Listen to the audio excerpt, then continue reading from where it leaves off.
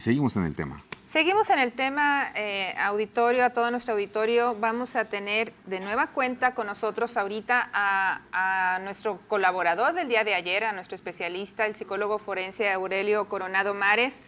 Muy buenas tardes, Aurelio. ¿Qué tal? ¿Cómo están? Buenas tardes. Pues mira, cumplimos y queremos darle a nuestro auditorio la continuidad de lo que estuvimos platicando el día de ayer. Ahorita, antes de entrar contigo, estuvimos viendo unas notas tanto del gobernador Greg Abbott, de Texas, entre otras. Y se nos vino a la mente un comentario que tú nos hiciste el día de ayer, que tiene que ver con respecto a las enfermedades mentales o a los problemas mentales. Y es algo que acaba de decir precisamente el gobernador. Sí, el gobernador dijo que, bueno, prácticamente le echó la culpa a las enfermedades mentales y no a las armas. Cosa que tú dijiste totalmente a la inversa ayer, ¿no? Claro. Mira, y es una narrativa muy esperable, ya lo habíamos dicho ayer. El problema es que la fracción republicana en Estados Unidos, que se llaman a sí mismo conservadores y liberales en términos económicos, pues lo que buscan es el flujo del dinero y las ganancias, y una de las formas más sencillas que se ha utilizado en los gobiernos que ven la salud mental de esta forma es echarle la culpa al individuo. Así cuando hay bullying, por ejemplo, es culpa de la familia, así cuando hay un tiroteo es culpa de la enfermedad mental, así cuando hay un acto terrorista es culpa de la ideología extrema que tienen. Se fijan que si este acto tuviera una connotación más claramente política en términos del asesinato como el que hubo en Buffalo la semana pasada, obviamente se hablaría en esos términos. Y entonces el problema es despolitizar. Se han fijado que eso es lo que discuten mucho. Es que están politizando el tema. Pues claro que es un tema político. El problema es que los partidos políticos han secuestrado la palabra política, que significa bien común, que tiene que ver con lo que es común y público. Y entonces ahora le van a echar la culpa a la salud mental y van a invertir, creo que $200 millones o algo así. Ok, oye, y platicábamos ayer, desafortunadamente hemos tenido estos casos muy aislados, contados pues, no nada en comparación con los Estados Unidos, de ese tipo de violencia en las escuelas aquí en nuestro país. ¿Vendría siendo lo mismo, aterrizándolo al tema de México, de los episodios que hemos tenido, de los jóvenes que pues tienen acceso a las armas? ¿Cómo ves tú el tema aquí en México? Qué buena pregunta. Mira, en términos generales yo diría que cada sociedad o cada comunidad tiene la violencia que permite. Es decir, nosotros tenemos la violencia en México que nosotros permitimos. Evidentemente los americanos permitirán los tiroteos porque el recurso que obtienen de las armas algunas personas es suficiente como para ignorar los derechos humanos. Entonces, partiendo de eso, nosotros tenemos precisamente la violencia que nosotros permitimos. ¿Cuál es la diferencia? Pues la frecuencia, pero hay cosas que están muy en común. Una juventud, escuche, que tiene estas 4 características. Primero, que no tiene una habilidad de hablar claro, es decir, de tener espacios en donde hablen sus sentimientos, sus pensamientos, sus emociones, etcétera, etcétera. No hay espacios en donde puedan ser escuchados y que se hable con la verdad. Cada vez tenemos foros políticos en donde se habla de todo menos de la verdad. Tercero, hemos perdido la sensibilidad de la empatía con los demás. Y eso es lo que está pasando en México. Vemos la violencia en México y decimos, bueno, tal vez andaban metidos con el crimen organizado. Bueno, también no debería andar esas horas sola en la noche.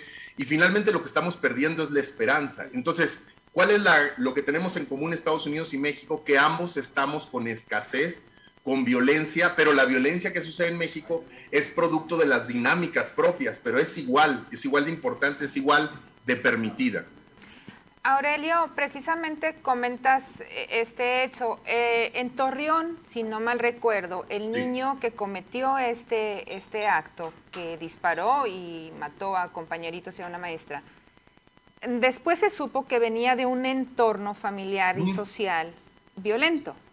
Claro. Sí, que ya venía arrastrando él familia que había fallecido a manos del crimen, por así decirlo. Claro. Estos entornos que cada vez son más frecuentes en nuestro país, ¿puede perjudicar aún más el desarrollo de los niños a tal grado de tener que tomar ellos decisiones violentas? Sí, y eso le está pasando absolutamente a todos. Piénselo, o sea, no hay entorno en donde no haya violencia, o por lo menos no haya indolencia de la violencia que viven otros entornos. El vivir en una zona, por ejemplo, de Hermosillo, que le dicen de alta gama o zona dorada, viviendo con los lujos que se pueden vivir y obteniendo, digamos, todos los servicios cercanos a ti, es porque hay otras personas que están sacrificando su bienestar para tener eso por el sistema que se tiene. Entonces, realmente cuando se dice es que proviene de un entorno violento, pues ese es cualquier entorno que exista. Por ejemplo, los entornos indolentes, falta de empatía, de falta de esperanza que tienen las personas con recursos, que ven estos problemas como ajenos a ellos y que si todos se comportaran como ellos, pues entonces no sucederían estas cosas. Lo que sucede cuando hablamos de cuando no se procuran los derechos de niños y niñas, cuando no se piensa en sociedades en donde quepan precisamente también estas personas, pues prácticamente estamos excluyendo a todo un sector de la sociedad que se sabe y se siente excluido, y obviamente las reacciones a esta exclusión pues serán diversas. Pero un poco lo que tenemos que entender es que no se requiere una violencia o un pasado trágico para poder llegar a esto. Más bien se requiere un sistema como el que tenemos, con un pasado trágico, con un presente de máxima opresión para que se dé. Ahora, como padres de familia, Aurelio, ¿qué recomendación nos das a nosotros que tenemos hijos, niños de 10, 8, 9 años, adolescentes, obviamente? Primero, ¿cómo abordar este tema? Porque tenemos que platicarlo con ellos, cosas que están sucediendo. Y segundo, ¿cuáles serían los signos de alarma que podríamos identificar para atender a tiempo a un joven que podría tener estas conductas violentas? ¿Y sabes también por qué, Aurelio? Porque hay muchos jóvenes que tienen acceso a escuelas particulares en donde pueden ser un poco más vigilantes de su entorno, pero estudiantes en escuelas públicas es diferente. ¿A qué se pueden enfrentar también los adolescentes y los niños en esos centros y cómo pueden trabajarlo en casa? Vale. Mira, primero lo que tendríamos que hacer es escucharles. Seguramente nuestros hijos, hijas, sobre todo preadolescentes y adolescentes ya escucharon sobre esto, ya saben sobre esto.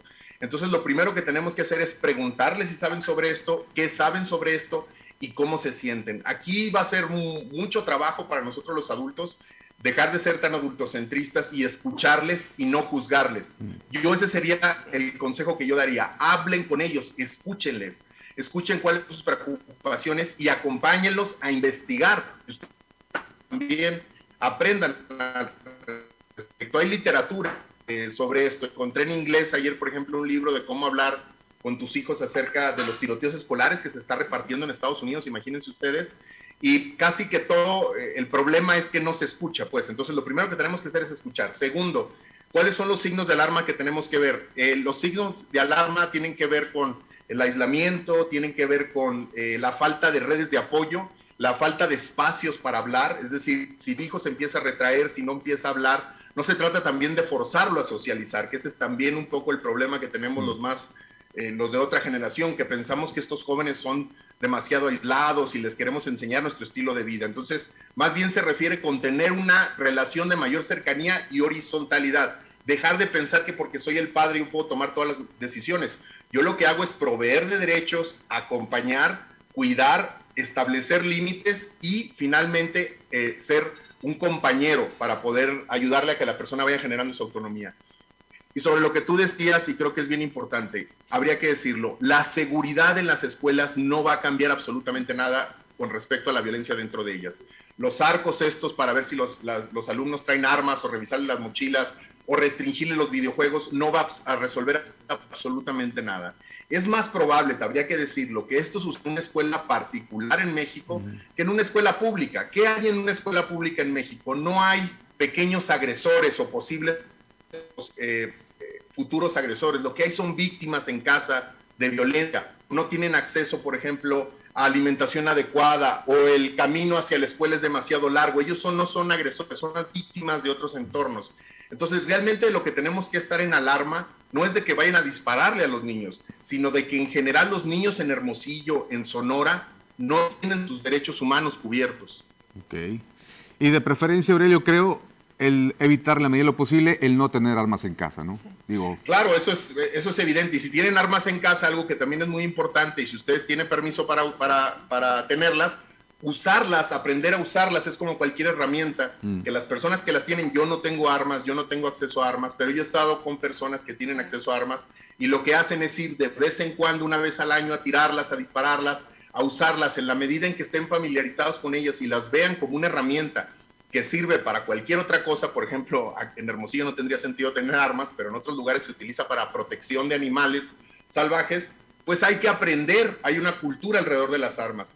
Y si no hay necesidad de tener armas, pues no tener armas, efectivamente.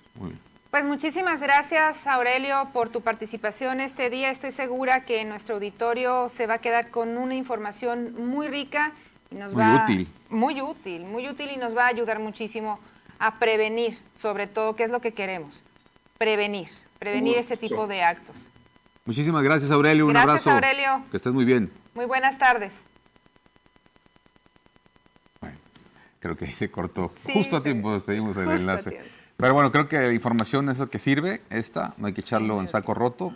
Ahí ya apuntamos, creo que tú y yo, algunas tareitas que hay que hacer en casa, muy importante en casa, y esa comunicación con nuestros hijos, definitivamente. Vámonos a la pausa.